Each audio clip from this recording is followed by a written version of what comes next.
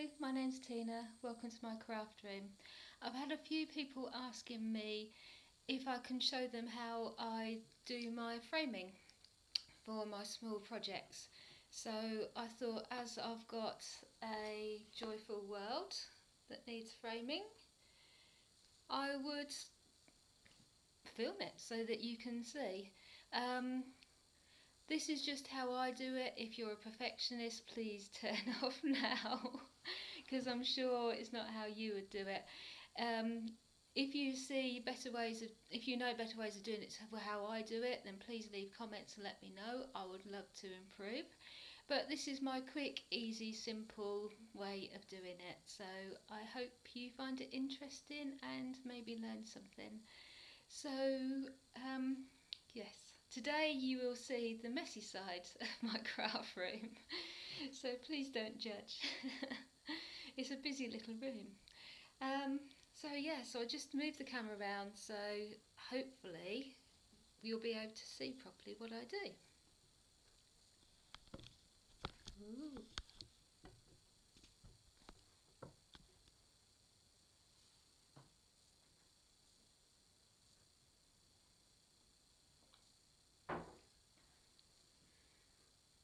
Right, so first of all, this is the frame that I've been using for my joyful world. And because they're monthly cross stitches, I've just been popping the month out and putting the next one in. So I have this month's all ready to go. So first of all, what I would do is wash my hands, very important, because I'm handling it so much. It's best to just give your hands a good wash first of all, just in case. I then iron the piece. What I do to iron it is I turn it upside down on the ironing board and do it flat with no steam, and I use a towel underneath, because what I don't want to do is flatten all the stitches. So if you use a towel underneath, then that gives it a bit of bounce.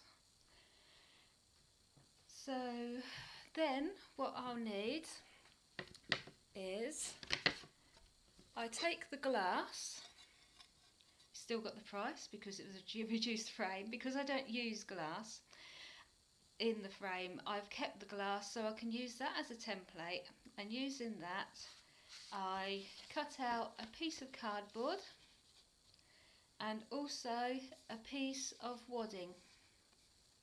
I don't know if in quilting terms you call it baiting or batting or whatever. It's about, what I use is about 1/2 centimetre.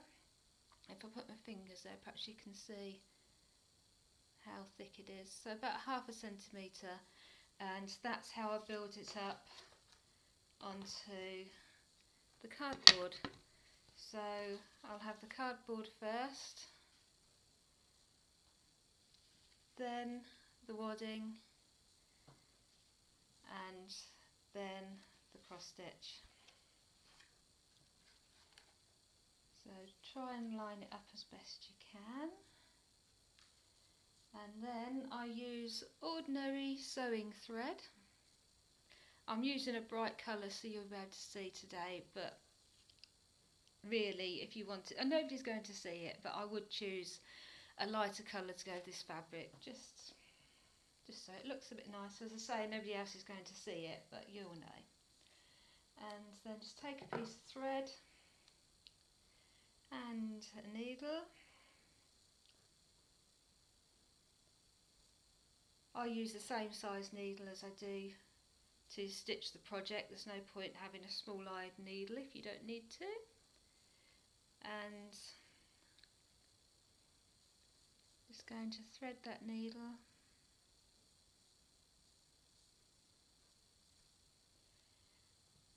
And then make a start. So then all I want to do first of all is to get it roughly in position. So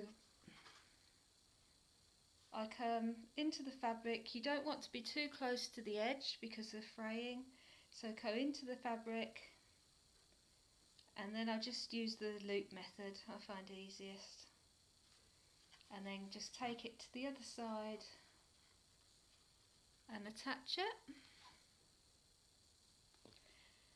and just look at the front just to see how even you are, and I've unthreaded it. This is much harder to do when you're trying to show it to a camera. So all we're going to do, sorry, I am a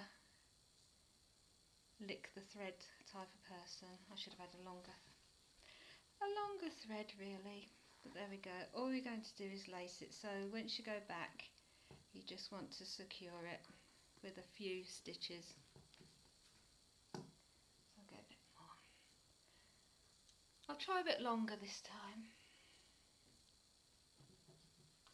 but it just gives you a chance. I just keep turning it backwards and forwards all the time to just line it up a bit. You can feel the cardboard through the fabric, and as I say, I just go by eye at this stage because it is quite movable, so you do just keep adjusting as you go.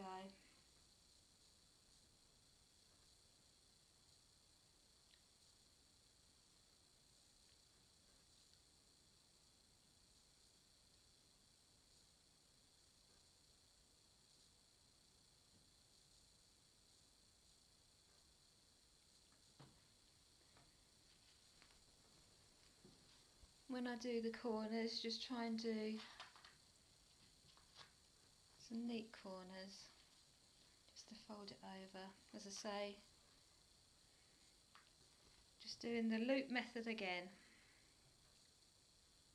just to attach that side, fold your corner over.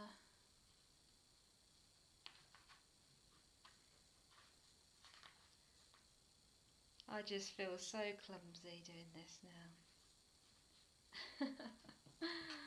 Usually I'm on my own, nobody's seeing, and I can make a right mess. It doesn't matter because nobody sees it. Right, so we're just going to readjust it, turn over all the time.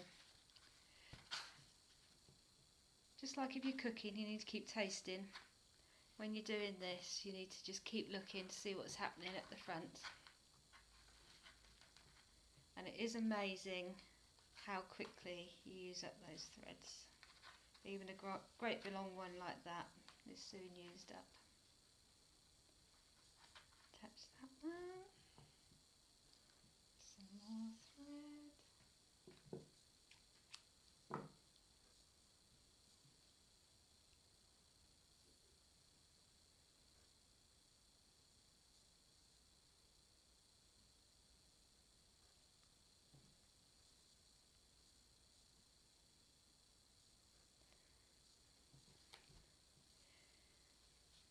And just as we're doing these corners, I like to go through all of the layers, so that's going through 4 layers to hold that in place. Just there. We're going to come back to the other one. Don't think I've only just done a little bit on the other side, because I'm going to come back. I'm just setting it up really at this point, just getting some stitches in, and we're just going to build it up and get it to where we need it to be. So I can see from that I've got more this side than this side, so I'm just going to manipulate that over. Just pull it over gently so it looks more even.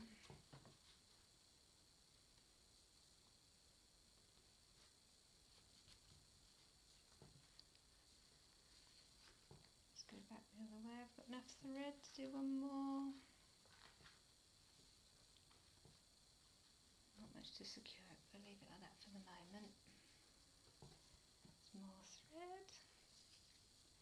Sorry, this isn't the most exciting tutorial there's ever been.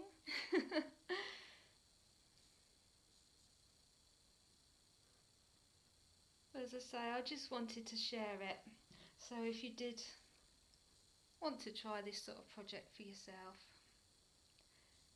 because it can be very expensive to get things framed, so if you have got a little project, it is nice just to, like I did, just get a half price frame.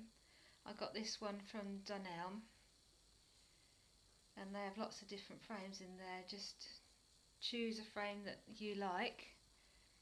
You can even paint one. You can get one from the car boot sale or something and paint one up, and then just do this. It's far better than to have them, after all that work, to have them in the drawer where you can't see them. Whereas this way, for a few pounds, you've got them framed and you're enjoying them.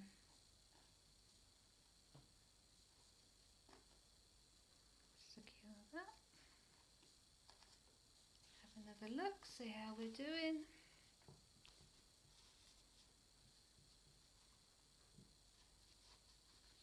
It's not looking too bad. Right, so I just want to put some more in. I think it's just about lined up. I just want to put some more in just to make sure it stays secure. I am conscious that because I'm going to be taking them in and out, that they do need to be a little bit more secure and perhaps have a few more threads on them than normally I would do, because being changed every month, whereas if it was just being framed and left in, you probably wouldn't need too much because the frame's going to hold it together as well. Because this isn't for, this isn't for heirloom pieces, this is just for fun pieces. These are stitched and you just want to enjoy them and not make a big fuss about it.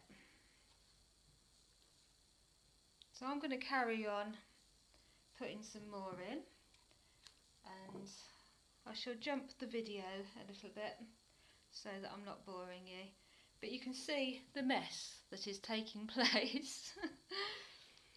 So I'm just going to carry on for a few more minutes, but I'll cut some of it out because this is all we're doing, backwards and forwards.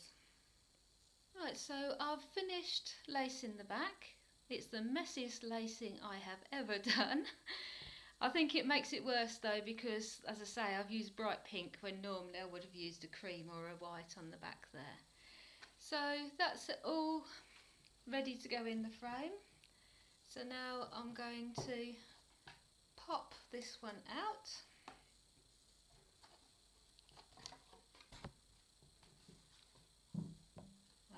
See, there's the last one I did.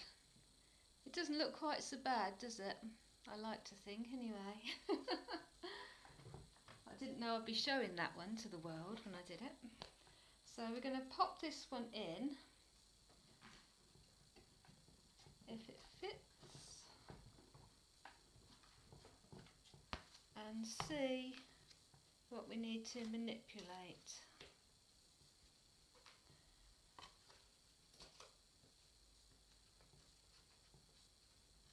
It's not too bad, but this down in this corner is looking a bit out of shape, so I think it needs to come up and over.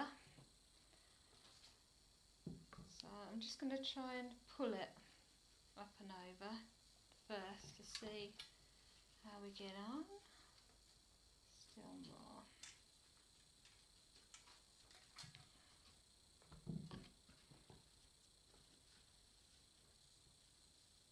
You see, I'm just like pushing it to slide it up to move the whole thing around. That coming still needs to be a little bit more. So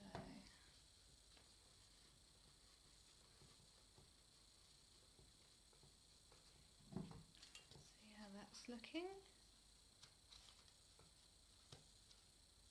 Still more.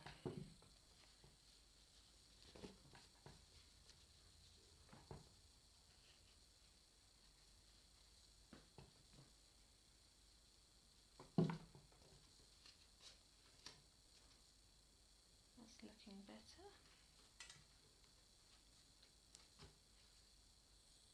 Top's looking even.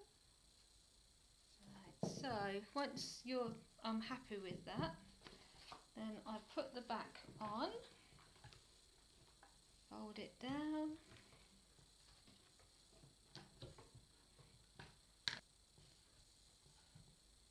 so I'm just looking all around and seeing how many holes to try and get it as even as I can. But like I say, you've got some bounce in this and some wiggle room, so it's not like it's tight on there. There is that bit of give, which makes it easier. And I think I'm about happy with that. So I am going to leave it as that. So that is how I frame mine. As I say, it's not professional, it's not perfect, but it's my way. So that's it. So thank you for watching, if you made it all the way through my trials and tribulations. As I say, it's usually a lot more relaxed when I'm just sitting here on my own doing it and taking my time. If by some miracle you've enjoyed this tutorial, please give me the thumbs up and leave a comment if you have any comments. As I say, things that you can see I can do better, please let me know. I'm always love to learn. And if you'd like to subscribe so you can see what else I get up to and not miss anything, please subscribe. So thank you for watching. It's always good to spend time with you, and I'll see you next time. Bye!